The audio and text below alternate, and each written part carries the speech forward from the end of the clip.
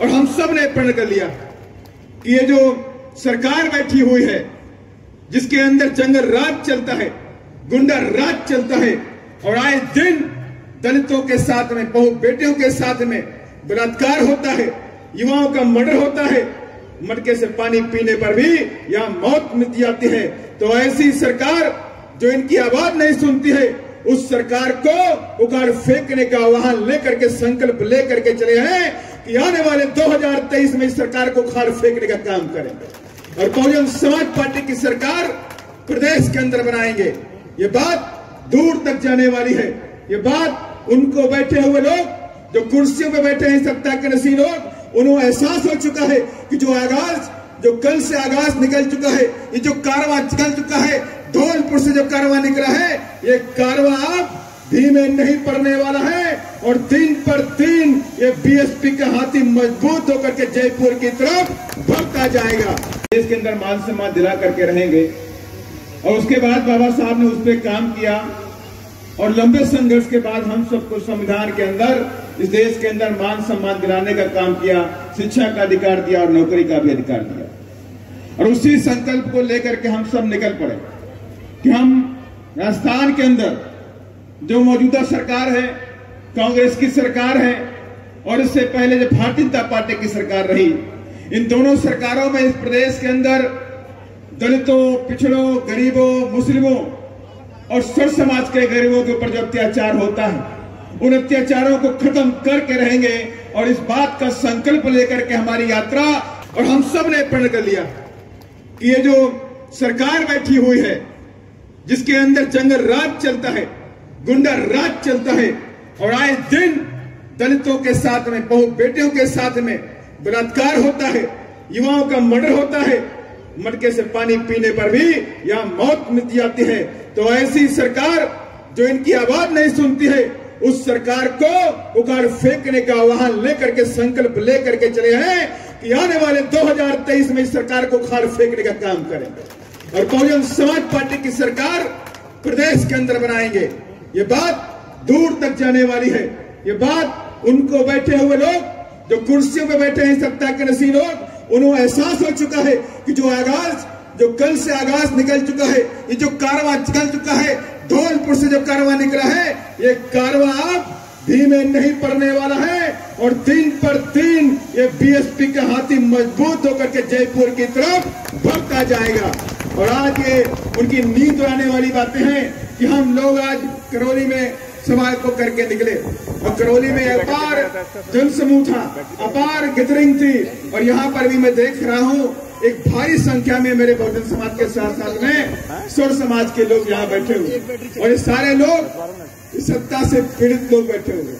ये सत्ता जो बैठी हुई है इनके लिए काम नहीं कर रही है।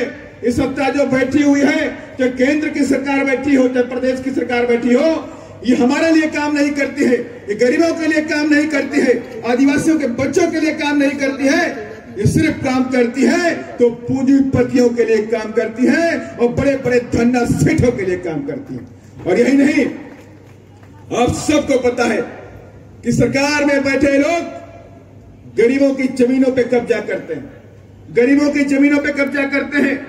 जयपुर की घटना पता होगा आप लोगों को, राम प्रसाद मीणा की जमीन थी, उसको मकान बनाने दिया और उसका कसूर क्या था? उसकी पर्सनल जमीन थी, बगल में एक बड़े बिजनेसमैन का होटल था, उसको मकान बनाने नहीं दे रहे थे, बेचारे ने सुसाइड कर लिया। और ऐसे तमाम मेरे पास दरखास्त आती हैं, लोग हमें एप्लीकेशन भेजते हैं कि मेरी जमीन पे कब्जा हो गया, मेरी दुकान पे कब्जा हो गया, मेरे मकान पे कब्जा हो गया। और ये सब कैसे होता है? ये सत्ता में बैठे जो विधायकगण होते हैं, मंत्रीगण होते हैं, उनके इशारे पर गरीबों की जमीनों पे कब्जा किया जाता है। मैं उनको आगाह करना चाहता हूं कि 2023 आने वाला है और 2023 में बहुजन समाज के लोग ठान चुके हैं कि नीला झंडा हाथी निशान इस बार जयपुर जाने वाला है। और उसके बाद जितनी भी जमीनों पे आपने कब्जा कर लिया है, जितनी भी गरीबों के मकानों पे कब्जा कर लिए हैं, तो उन सारी जमीनों को और उन मकानों को वापस लेकर के इनको गरीबों को वापस करने का भी काम करने वाले हैं सब लोग। ये तमाम बातें हैं इस प्रदेश के अंदर। आपको ये मालूम होना चाहिए कि परीक्षाएं की परीक्षा होती है, पेपर लीक हो जाता है, युवाओं को नौकरी नहीं मिलती है। सरकार ने वादा किया था कि हम नौकरियां देंगे, लेकिन सरकार नौकरी नहीं दे पाई। सरकार परीक्षा कराती है, परीक्षा लीक कराती है और परीक्षाएं रद्द कराती है। इसके अलावा और कोई काम नहीं है, कोई काम नहीं है।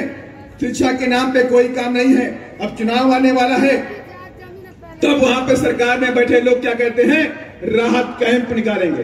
राहत कैंप के बड़े बड़े आयोजन होते हैं, गांव के अंदर खेल का आयोजन होता है। एकमात्र बात उनकी है कि बहुजन समाज के लोगों का वोट लेना है। बोलते हैं 200 यूनिट बिजली फ्री करेंगे, कहते हैं कि नहीं कहते हैं 500 रुपए का सिलेंडर देंगे। अरे आप 5 साल से क्या सो रहे थे क्या?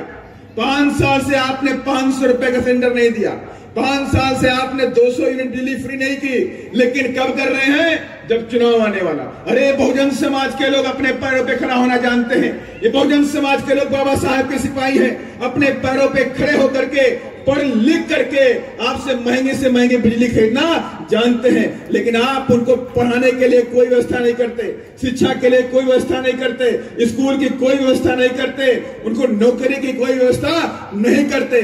आप उन्हें गरीब बनाना चाहते हैं तो आप उनको गरीब नहीं बना सकते हैं। अब इस बार बहुजन समाज पार्टी ने संकल्प ले लिया है कि केंद्र में बैठी सरकार हो और चाहे प्रदेश में बैठी सरकार हो, इन दोनों सरकार को खाल फेंकने का समय आ चुका है। और इसका संकल्प लेकर के हमारी पूरी टीम आकाश आनंद जी के नेतृत्व में निकल चुकी है। और इस बार ये हाथी जयपुर भी जाएगा और हाथी राजस्थान से दिल्ली की तरफ भी कूच करेगा। और इसी हमें पूरी आशा और विश्वास है। और इन्हीं सब बातों के साथ मैं अपनी बात को खत्म करता हूं, क्योंकि आगे कई सारे लंबे लंबे जगहों पे जाना भी है। इन्हीं सब बातों के साथ धन्यवाद। जय भीम, जय भारत।